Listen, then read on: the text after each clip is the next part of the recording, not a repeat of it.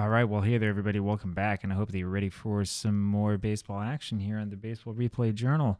And we have got an interesting one for you here today. It is the Philadelphia Athletics going over to New York to take on the Highlanders. New York Highlanders are 3-0 so far this season, and this, I believe, is the fourth game of the series, if I remember right. And the first batter up is Topsy Hartzell for the Athletics, and he rolls a 55 for an 8. And that ends up being a single off of Bill Hogg, the New York Highlanders starting pitcher. And however, that little C is right next to that 8, and that means the Hartzell is thrown out trying to steal after reaching base. And so there's one out just like that here, and up comes Harry Davis. Davis rolls a 32 for a 26, and that's a ground ball at second base. Over to Niles, who makes the play, throws over to Chase for the out, 2 away, and here's Eddie Collins, and the roll is a 21 for Eddie. Little fly ball left field, and Stahl has got it there, and that's the third out, and we'll go to the bottom of the first inning just like that. Up comes Charlie Hemphill to face against Jack Coombs. Coombs, who, believe it or not, played quite a bit of outfield for Philadelphia in 1908, despite the fact that he was a pitcher by trade. And Hemphill rolls a 64 for a 13. There's a strikeout for Coombs, and that's the first out of the bottom of the first inning. Up comes Willie Keeler. He rolls a 56 for a 32, and that's a little fly ball over to Murphy in right field, 2 away, and here comes Harry Niles. And Harry comes up, rolls a 53 for a 20, and the error number's randomized. It ends up being an error on the first baseman for Philadelphia, Davis, and Niles is the runner on first base. And New York sort of has something going on here. Next comes Hal Chase, and boy, the less said about Hal Chase, the better, I think. The roll for Chase is a 42 for a 13, and a strikeout, second strikeout of the game for Coombs. And up comes Danny Murphy. Here's Danny Murphy leading off the top of the second inning, and he rolls a 15 for an 11, and that is, as always, a single, this time to left field, and he winds up stealing second base as the next batter comes up. And that next batter is Rube Oldring. And this is one of those time periods where we're going to do something you would never see in the game today. If you read up on the blog, you're going to see us talk more and more about bunting, and that's one of those little privileges that we have when we play with 1908. There was a lot of bunting in 1908, and you can see the reason why. Given how low the on-base percentage was, and especially the slugging percentage was, you better be bunting or no one's going to score. The rule for Oldring is a 44, which would have been an 8 and a single normally. Ends up being a bunt. Murphy over to third base. That's a little bunt that goes over to Hogg, and he makes the throw to first base for the first out. And covering at first base, of course, is Niles, the second baseman, and that brings up Jimmy Collins. Jimmy Collins in a position to do something. We're not going to bunt with Collins, not with Danny Murphy as a slow runner on third, but New York will bring the infield in. The roll is a 15 for an 8, and there's that base hit, and that scores the first run. Jimmy Collins now on first base, and it's 1-0 Athletics just like that. And here comes Simon Nichols. And Nichols rolls a 13 for a 39. Unusual play result, and that means that Collins is thrown out stealing and becomes the second out of the game. 2 men caught stealing for the Athletics quickly here in this one. Nichols' second roll is a 22 for a 7, and that would have been a base hit to get that run home had he been successful in stealing second base. And here comes Schreckengost. Schreckengost rolls a 54 for a 45, and that's a fly ball to right field. Keeler's got it, and that is that. And we go to the bottom of the second inning. Jake Stahl leads it off with a 24 for a 13. There's a strikeout, third strikeout of the game there for Jack Coombs. Neil Ball now. And the roll is a 66 for a 0, as usual. The second roll is a 36 for a 6, and Neil Ball finds himself on second base with a double. And here comes Whit Conroy. Whit Conroy is a very, very interesting person, and haven't written it yet, but in the coming weeks we will have a little post about Whit Conroy and his experiences in Major League Baseball. Very interesting player. His roll is a 43 for a 29, and he strikes out attempting to bunt ball over to third base, and that brings up Red Klein now. And let's see if Red can get a hit here or not. His roll is a 35 for a 22. That's an error number, and that is changed to a 17. And that winds up being, it looks like a error on the right fielder, Murphy. And I'm trying to figure out how we would say this one worked. I'm guessing that Murphy may have misplayed a ball that was hit directly to him. For it to just be a single, perhaps it was a errant throw that he made or something like that. I'll let you use your imagination.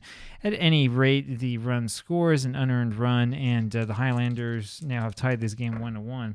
And up comes Bill Hogg. The roll is a 24 for 13. That is the 5th strikeout of the game for Jack Coombs in only 2 innings. 1-1 the score now. Coombs is not a great strikeout pitcher normally, but this time around he sure looks pretty good. Up first is Jack Coombs, and the roll is a 45 for 14, and he takes first base. Bill Hogg, as you can see right there, has that W, and that's always going to be dangerous. And here comes Topsy Hartzell. We're going to hit and run because I think, and we'll check this really quickly, and there's no 11 there on that card. I was going to say, I think that Coombs might have the ability to do the hit and run. We're going to try anyway, see what happens. The roll is a 25 for a 9.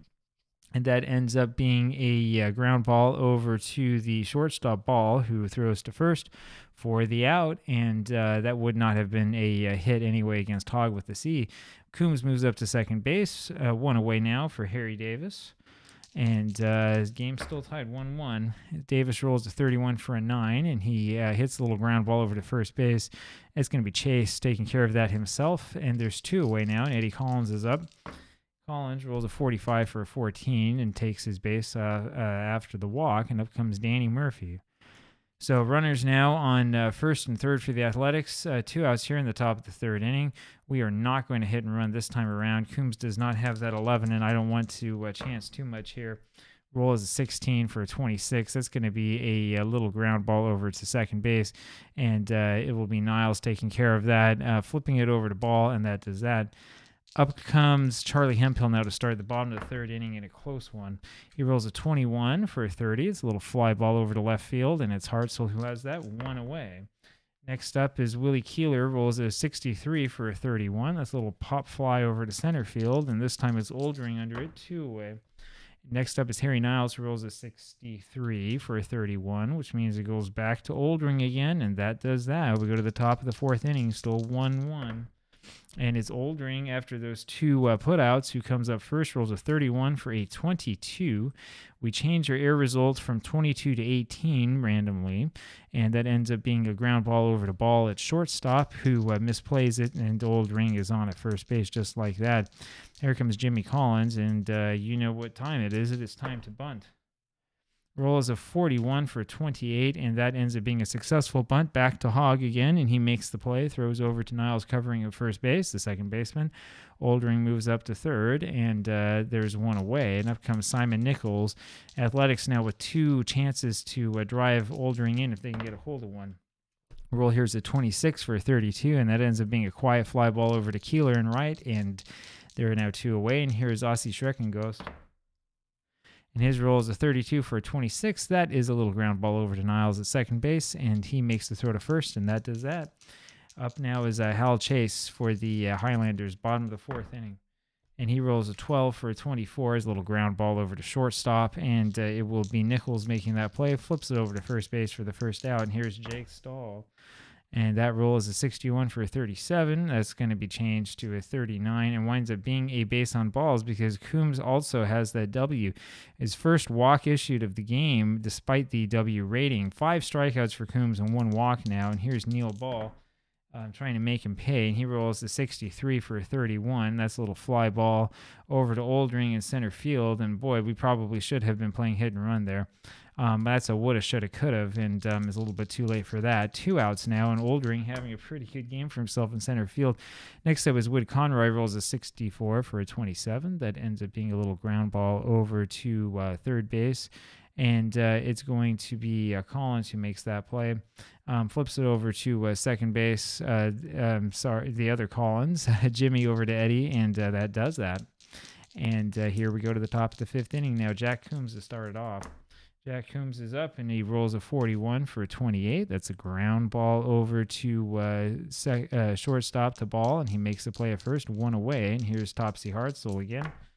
Hartzell rolls a 66 for a 0. And let's go again, Popsy.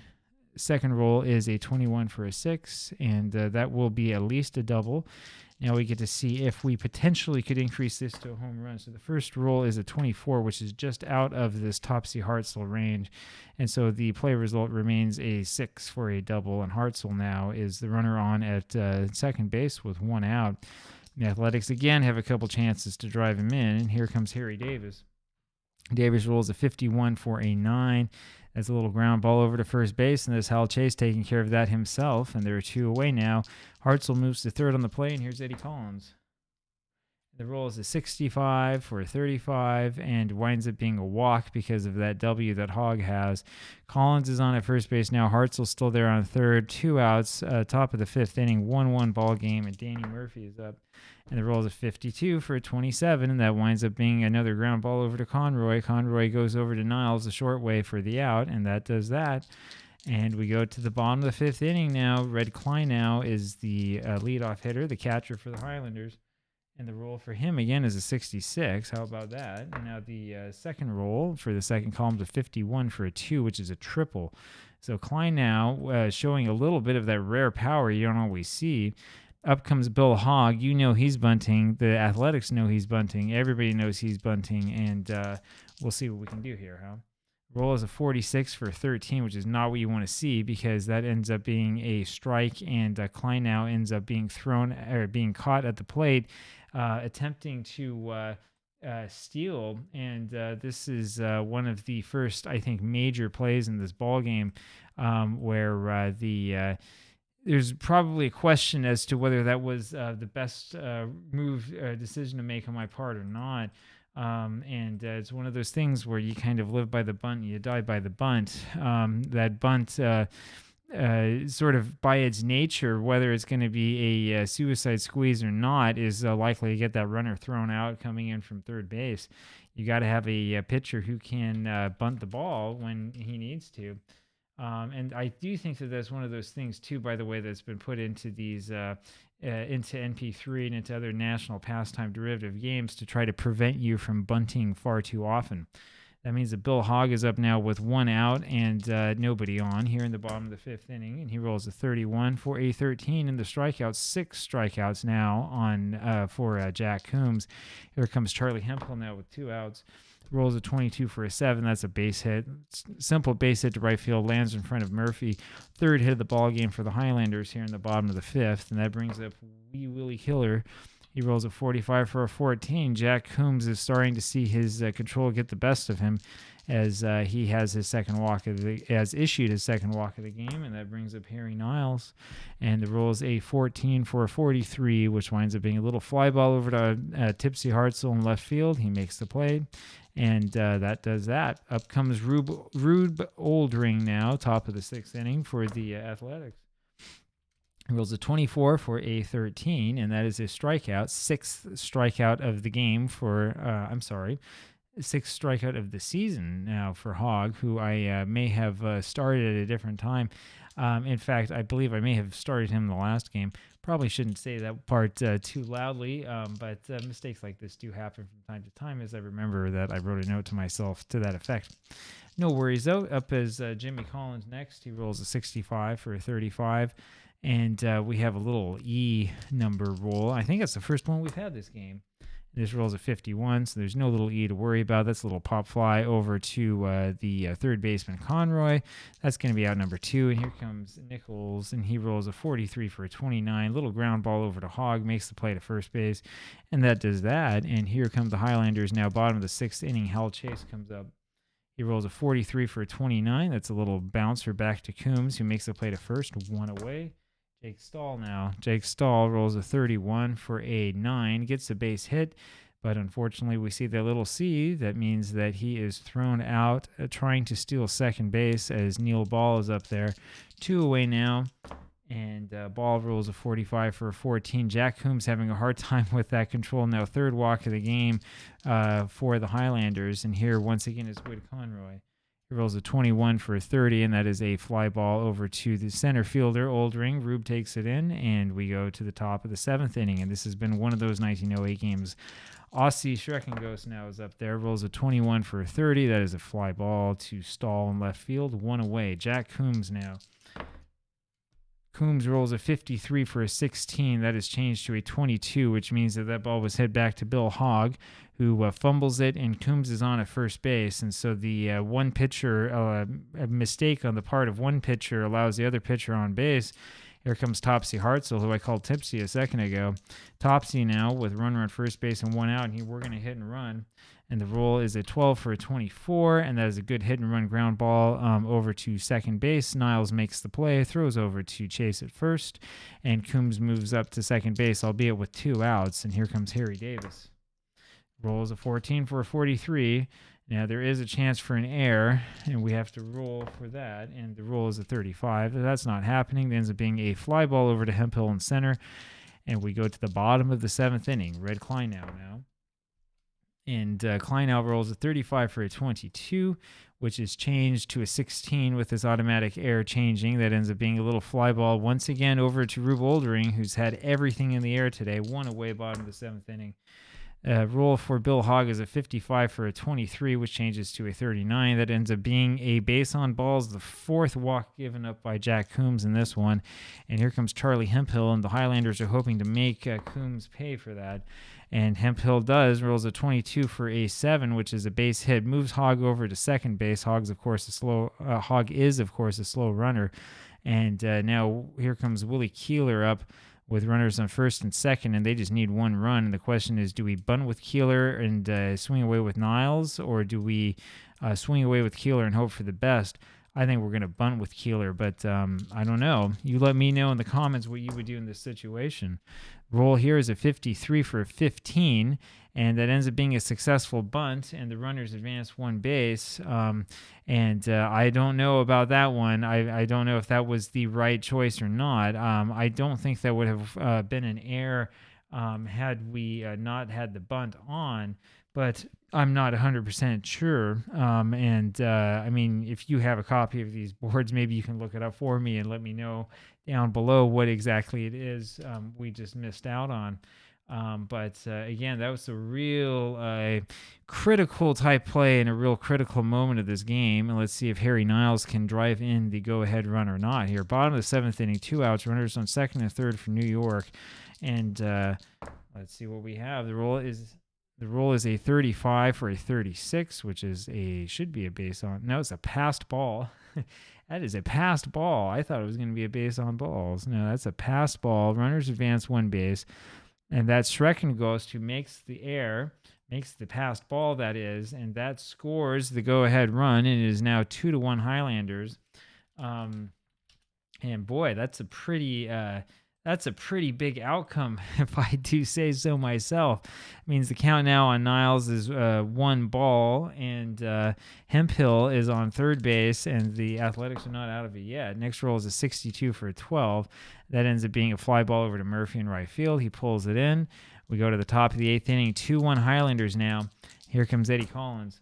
Eddie rolls a 64. Let me get this straightened out a little bit here. He rolls a 64 for a 29. It's a little comebacker to Hogg. Throws to first base. 1 out.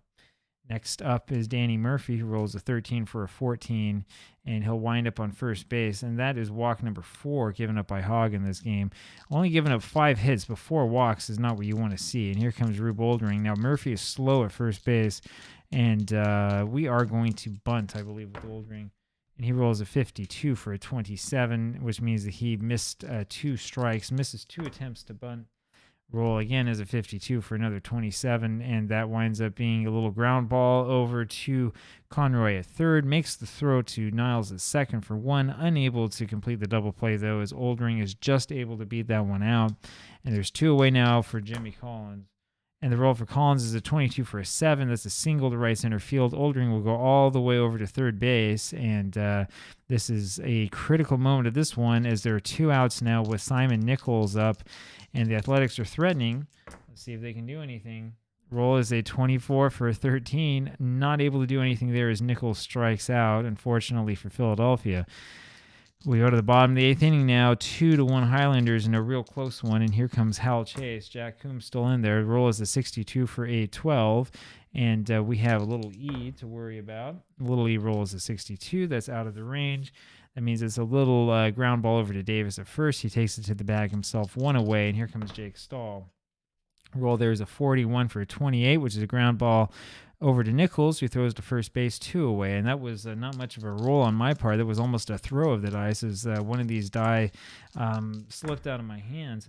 Next up is Neil Ball, and he rolls a 21 for a 30, and that's a fly ball to Stahl in left field, and he makes that play, and that does that. And this is the real critical part of the ball game. So now we're going to take a quick look here at the bench of Philadelphia and just sort of have an idea of who we have. Shaughnessy is a player we might consider putting in. I don't think I'm going to pinch hit for Schreckengoss. I probably could with Herbie Moran. Actually, you know what? I am going to do this. We are going to pinch hit with Moran. I don't think that this would happen in real life. Remembering what some of the box scores from this era look like, you don't see a lot of non-pitchers being pinch hit for in these games. At least you didn't in 1901, 1902, and 1903. But we'll give this a try. And the roll for Moran is a 64 for a 13, and that's a strikeout. And up comes Jack Coombs. Coombs is a good hitter in his own right, but I think that we need desperate times sort of call for desperate measures here. Coombs today is 0 for 3. We'll put Shaughnessy in and see what he can do for the Athletics. Shaughnessy has a slightly better, I would say, hitter's card. And there we go. We're straight out. And the roll is a 61 for 13. And there's another strikeout, and Bill Hogg is really coming up with them now. Bill Hogg has struck out a total of 4 today, and 2 of them here in the top of the 9th inning.